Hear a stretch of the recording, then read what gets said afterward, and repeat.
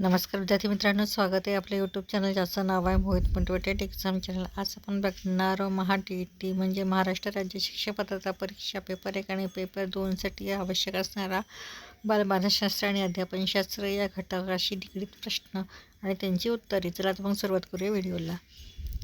प्रश्न क्रमांक 31. शिक्षक आणि विद्यार्थ्यांच्या संबंधित नोंदी खालीलपैकी कोणत्या आधारे ठेवाव्यात? पर्याय आहे निरीक्षण, पालक संदर्भ, मुलाखत आणि वरील सर्व. तर याचे योग्य उत्तर आहे पर्याय क्रमांक ड, वरील सर्व.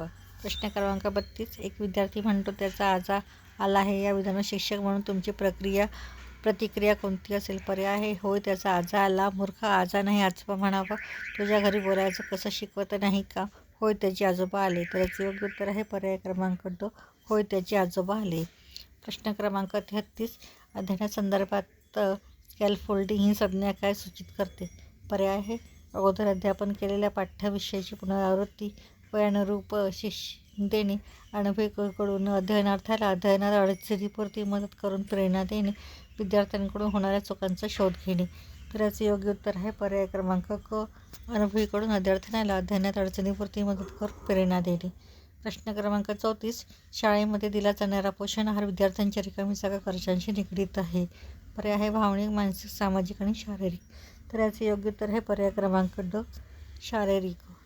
प्रश्न क्रमांक 35. मॅडम चहा खातात. हे वाक्य रिकामी जागा. वाक्यविन्यास व अर्थाच्या दृष्टीने चुकीचे आहे. वाक्यविन्यासाच्या दृष्टीने चुकीचे तर अर्थाच्या दृष्टीने बरोबर आहे. वाक्यविन्यास दृष्टीने बरोबर पण वैज्ञानिक दृष्टी चुकीचे आहे. वाक्यविन्यास वैज्ञानिक दृष्टीने बरोबर आहे. तर याचे योग्य उत्तर आहे पर्याय क्रमांक क, वाक्यविन्यास दृष्टीने बरोबर पण वैज्ञानिक दृष्टीने चुकीचे आहे. प्रश्न क्रमांक 36. खालीलपैकी सर्जनात्मक बालकाचे कोणते वैशिष्ट्ये नाही? पर्याय संवेदनक्षमता, प्रवाहितता, लवचिकता आणि दृढबुद्धीता. तर याचं योग्य उत्तर आहे पर्याय क्रमांक ड, रूढीबद्धता. प्रश्न क्रमांक 37. निम्न आर्थिक स्तराचा प्रभाव खालीलपैकी कशावर पडत नाही? पर्याय आहे आत्मसन्मान, अध्ययनक्षमता, शालेय सोयीसुविधा, प्रसिद्ध शाळेत प्रवेश. तर याचे योग्य उत्तर आहे पर्याय क्रमांक ब, अध्ययनक्षमता.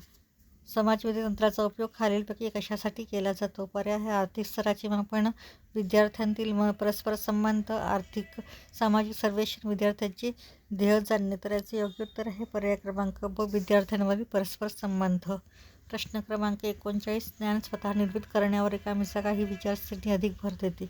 पर्याय आहे आदर्शवाद, ज्ञानरचनावाद, अध्यात्मवाद आणि वास्तववाद. तर याचे योग्य उत्तर आहे पर्याय क्रमांक ब, ज्ञानरचनावाद. खालीलपैकी कोणत्या मुलांच्या शिक्षणासाठी सांकेतिक भाषेचा वापर केला जातो? पर्याय आहे दृष्टिबाधित, मूकबधिर, कर्णबधित आणि मतिमंद. तर याचे योग्य उत्तर आहे पर्याय क्रमांक ब, मूकबधिर. प्रश्न क्रमांक 41. मतिमंद मुलांची मुख्य अध्ययन विशेषता कोणती असते? पर्याय आहे त्यांना गणित विषय अवघड वाटतो, त्यांना समायोजन साधताना फारशी अडचण येत नाही, त्यांचा सर्वच विषय शिकण्याची वेग कमी असतो, तो शैक्षणिक व सामाजिक जीवनाला प्रभावित करतो, वरील सर्व. तर याचे योग्य उत्तर आहे पर्याय क्रमांक क, त्यांचा सर्वच विषय शिकण्याचा वेग कमी असतो, तो शैक्षणिक व सामाजिक जीवनाला प्रभावित करतो. त्यानंतर प्रश्न क्रमांक 42. बालकांमध्ये वाईट सवयींना खालीलपैकी कोणत्या मार्गाने सुधारले जाऊ शकते?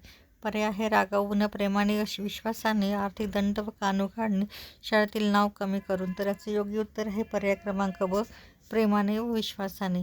प्रश्न क्रमांक 43. शिक्षक आणि विद्यार्थ्यांच्या गृहपाठाची तपासणी केव्हा केली पाहिजे?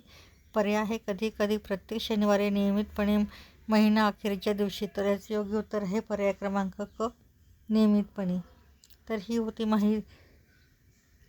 टी या संदर्भात बालमानसशास्त्र आणि अध्यापनशास्त्र पेपर 1 आणि पेपर 2 मधील प्रश्न. व्हिडिओ आवडल्यास व्हिडिओला लाईक करा, कॉमेंट्स करा, जास्तीत जास्त व्हिडिओ शेअर करा आणि चॅनलवर जर नवीन असाल तर चॅनलला सबस्क्राईब करायला विसरू नका.